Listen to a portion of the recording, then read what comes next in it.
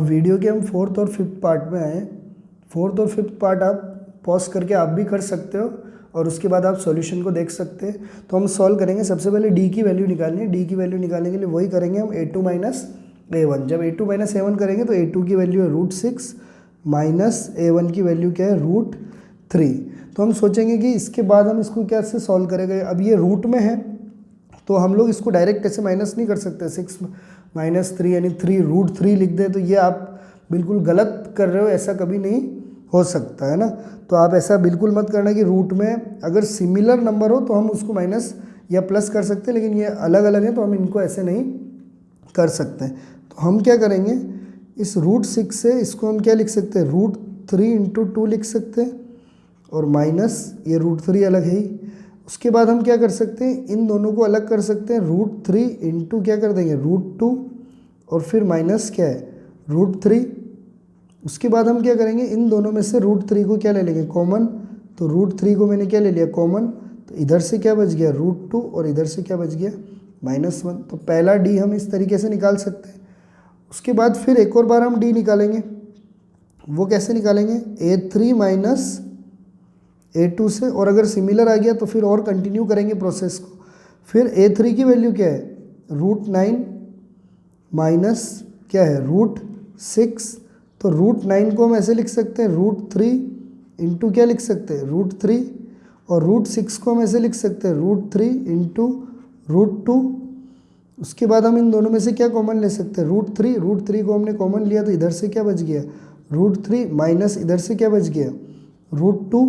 और अब हम ऊपर और नीचे क्या देख रहे हैं कि √3 तो सेम आ रहा है, लेकिन ब्रैकेट के अंदर एक जगह आ रहा है √2 -1 और एक जगह आ रहा है √3 -√2। तो इससे हमें पता लग गया कि अगर हम आगे और डी निकालें, अगर हम a4 माइनस a3 से डी निकालेंगे तो वो कुछ भी आए, लेकिन अब ये दोनों तो क्या हो गए सिमिलर नहीं है। तो इसका मतलब है कि ये क्या नहीं है AP नहीं है। तो हम यहाँ डायरेक्ट ही आंसर लिख सकते हैं no it is not an AP। ये क्या नहीं है, एक AP नहीं है। तो अब हम AP नहीं है तो हम उसके 4 टर्म्स तो निकालने की हमें ज़रूरत ही नहीं है। अब 5th वाले केस में आते हैं हम सॉल्यूशन में। फिर हम D की वैल्यू निकालते हैं a2 माइनस a1 से। यहाँ आ जाएगा √8 माइनस √2। इसको भी थोड़ा सॉल्व करना पड़ेगा, तो हम इस 8 को ऐसे लिख दें तो √4 × √2 माइनस क्या लिख दें √2। और 4 क्या होता है √4 किसका रूट होता है 2 का। 2 × क्या लिख देंगे √2 माइनस क्या लिख देंगे √2। और अब इन दोनों में से क्या कॉमन आ जाएगा √2 कॉमन आ जाएगा, तो इधर से क्या बच जाएगा 2 माइनस इधर से क्या बच जाएगा 1, और 2 में से 1 गया तो क्या आ जाएगा 1, और 1 को √2 से इंटू करेंगे तो क्या आएगा √2 ही आएगा। तो D की वैल्यू क्या आ गई √2 फर्स्ट केस में। सेकेंड में फॉर्मूला लिख लेते हैं पहले, a3 माइनस क्या है a2, तो यानी √18 माइनस √8 हो जाएगा। √18 माइनस √8, तो √18 को हम क्या लिख सकते हैं सिंपल 9 ×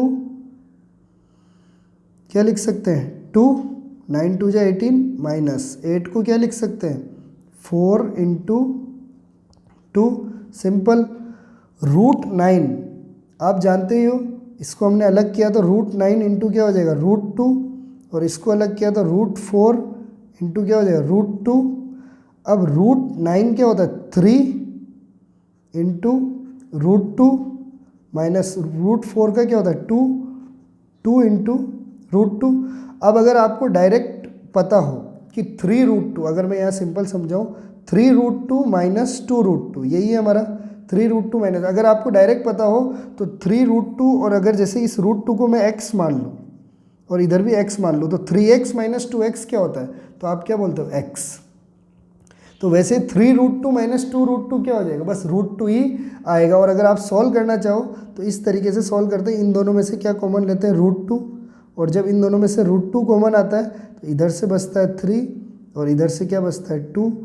3 में से 2 गया तो 1, और 1 को √2 से इंटू करेंगे तो क्या आएगा √2 ही आएगा। तो पहले केस में भी D √2 और सेकेंड केस में भी क्या आया D क्या आया √2 ही आया। तो हम 5th वाले क्वेश्चन में डी निकाल चुके हैं, दोनों बार √2 आया, एक और केस में हम डी निकालेंगे जब हम क्या करेंगे A4 को किससे माइनस करेंगे A3 से। तो A4 क्या है √32 माइनस √18, तो √32 को हम क्या लिख सकते हैं 16 इंटू 2 और 18 को क्या लिख सकते हैं 9 इंटू 2, तो 16 इंटू √2 माइनस √9 इंटू √2।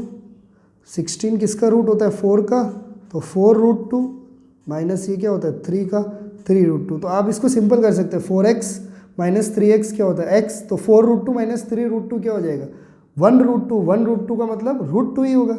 और अगर आप इसको कॉमन लेके करना चाहें तो √2 इसमें से कॉमन आ जाएगा और 4 माइनस 3 हो जाएगा, और 4 माइनस 3 क्या होता है 1, तो इसका वैल्यू भी क्या हो जाएगी √2। तो तीनों केस में हमारी वैल्यू क्या है √2, और तीनों केस में हमारी वैल्यू √2 आई। तो इसका मतलब है कि ये क्या है AP है, तो yes it is an AP। ये क्या है AP, और जिसका कॉमन डिफरेंस यानी D कितना है √2 है। अब √2 है तो हम इसके बाकी के क्या निकाल सकते हैं टर्म्स को निकाल सकते हैं। तो 4 टर्म्स तक तो है, हमें कौन सा निकालना है 5th टर्म, और 5th टर्म क्या हो जाएगा A प्लस 4D, और A प्लस 4D क्या आएगा A कितना है हमारा ये होता है A है हमारा √2 प्लस 4, और D कितना है √2, तो √2। तो अब आप सोचो 4√2 प्लस √2 कितना होगा, सिंपल 5√2 कितना होगा 5√2। क्यों, क्योंकि ये 1√2 है, तो 4 प्लस 5 क्या हो जाएगा 1, और अगर आप कॉमन लेके करना चाहो तो √2 कॉमन आएगा, और यहाँ पे क्या बच जाएगा इधर से क्या बचेगा 1, और इधर से क्या बचेगा 4, तो 4 प्लस 1 क्या हो जाएगा 5, तो ये हो जाएगा 5√2। और आप जल्दी से करना चाहे तो सीधा आप क्या लिख सकते हो 5√2 लिख सकते हैं। लेकिन आप देख रहे हैं कि जो टर्म्स आ रहे हैं वो इधर रूट में आ रहे हैं, बाहर तो कुछ है ही नहीं। तो आप इसको भी कंप्लीट कर सकते हो। कैसे कर सकते हो, अगर आपको इसी तरह टर्म चाहिए तो आप क्या कर सकते हो, ये जो 5 है इसको रूट के अंदर भेज दो, और 5 को अगर रूट के अंदर भेजेंगे तो 5 का क्या भेजना पड़ेगा स्क्वायर भेजना पड़ेगा। तो 5 का स्क्वायर क्या होता है 25, और इंटू क्या रहेगा 2। क्यों, क्योंकि देखो अब अगर मैं 25 का रूट लूँगा तो वापस 5 आ जाएगा ना, तो 5√2 बन गया, तो ये इक्वेशन कोई फ़र्क नहीं पड़ रहा। और 25 इंटू 2 कितना हो जाएगा √50। तो हमारा 5th टर्म क्या आ गया √50। तो हम इस तरह भी क्या निकाल सकते हैं, इस टर्म्स को कंप्लीटली निकाल सकते हैं। ये √50, या तो अगर आप 5√2 लिखोगे तो भी आपका आंसर सही है, और √50 लिखोगे तो भी आपका आंसर क्या है सही है। उसके बाद हम इसका 6th टर्म निकालेंगे। 6th टर्म निकालने के लिए क्या करना है A प्लस 5D, और A क्या है √2 और प्लस 5, और D क्या है √2। तो 5√2 प्लस √2, अब मैं सीधा लिख रहा हूँ क्या आ जाएगा 6√2। सिंपल कितना आ जाएगा 6√2। अब 6 को जब हम रूट के अंदर भेजेंगे तो क्या हो जाएगा 36, और 36 इंटू क्या हो जाएगा 2, 36 इंटू 2 क्या हो जाएगा √72, यानी रूट क्या हो गया 72। 36 2 जा क्या होता है 72, तो हमारी वैल्यू हो गई रूट की कितनी हो गई 72। तो हमने A6 भी निकाल दिया। इसी तरह आपको क्या निकालना है A7 निकालना है, और A7 निकालने के लिए आप क्या करते हो A प्लस 6D, और A प्लस 6D करोगे तो A की वैल्यू है √2 प्लस 6√2, तो कितना हो जाएगा 6√2 प्लस √2 क्या हो जाएगा 7√2। तो सिंपल, और 7 को रूट के अंदर भेजना है तो 7 का स्क्वायर क्या होता है 49, तो 49 इंटू क्या हो जाएगा 2, और 49 इंटू 2 क्या होता है 98। तो 7 टर्म क्या आ गया 98। उसके बाद अगला 4th टर्म एक और निकालना है टर्म, तो A प्लस 7D, तो A प्लस 7D यानी √2 प्लस 7√2, तो ये हो जाएगा 8√2, और 8 को रूट के अंदर भेजना है तो 8 का स्क्वायर क्या होता है 64 इंटू 2, और 64 इंटू 2 क्या हो जाएगा 8 12 यानी 128। तो इस तरह हमने कितने टर्म निकाल दिए, चारों टर्म निकाल दिए। नेक्स्ट 4 टर्म कौन कौन से हैं हमें, √32 के बाद आया √50, फिर आया √72, उसके बाद आया √98, और उसके बाद क्या आया √128। ये हमारे नेक्स्ट क्या है 4 टर्म आए। आप इसको ऐसे भी लिख सकते हैं सिंपल, क्या लिख सकते हो 5√2, फिर 6√2, 7√2 और क्या लिख सकते हो 8√2 भी लिख सकते हैं, क्योंकि ये 32 भी एक्चुअल में क्या है 4√2 ही है, क्योंकि 32 यानी 16 इंटू 2, तो 16 क्या है 4, तो 4√2 एक्चुअल में ये भी 4√2 है। तो अब हमारा नेक्स्ट क्वेश्चन है वो कौन सा है, 6 वाला क्वेश्चन है, उसका सॉल्यूशन देखते हैं। 6 वाले के क्या दे रखा है a 2a 3a और क्या दे रखा है 4 है, तो हम पहले d निकालेंगे a2 माइनस a1, तो a2 क्या है 2a माइनस a, तो 2a माइनस a क्या होता है सिंपल a, क्योंकि 2x माइनस x क्या होता है x ही होता है ना, तो 2a माइनस a क्या होगा a ही होगा, आप सिंपली कर सकते हैं। फिर उसके बाद d हम एक और तरीके से निकालेंगे, वो क्या है a3 माइनस a2, तो a3 क्या है 3 है, तो 3a माइनस 2 है, 3a माइनस 2a भी क्या होता है a ही होगा।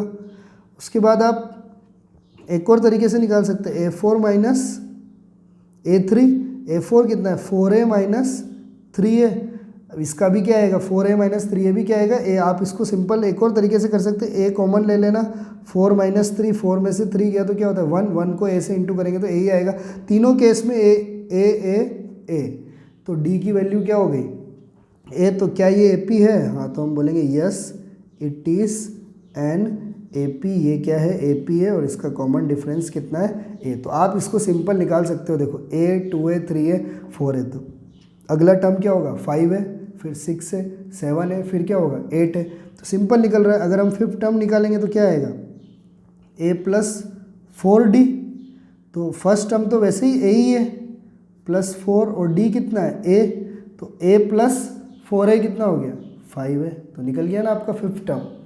फिर उसके बाद 6th टर्म निकालना है, तो आप क्या करोगे a प्लस 5d, तो a तो a ही है फर्स्ट टर्म, तो और d कितना है a, तो 5a प्लस a क्या हो जाएगा 6 है, तो 6th टर्म क्या आ गया 6 है। फिर आपको अगर 7th टर्म निकालना है तो क्या होता है a प्लस 6d, तो a प्लस 6 और d की वैल्यू क्या हो जाएगी a, तो वापिस 6a प्लस a क्या हो जाएगा 7 है, और वैसे ही आप क्या निकाल लेना 8th टर्म निकाल लेना, और 8th टर्म निकालने के बाद आप 4a के बाद 5a हो जाएगा, 6a हो जाएगा, 7a हो जाएगा और 8a, ये इसके क्या हो जाएंगे चारों टर्म्स हो जाएंगे।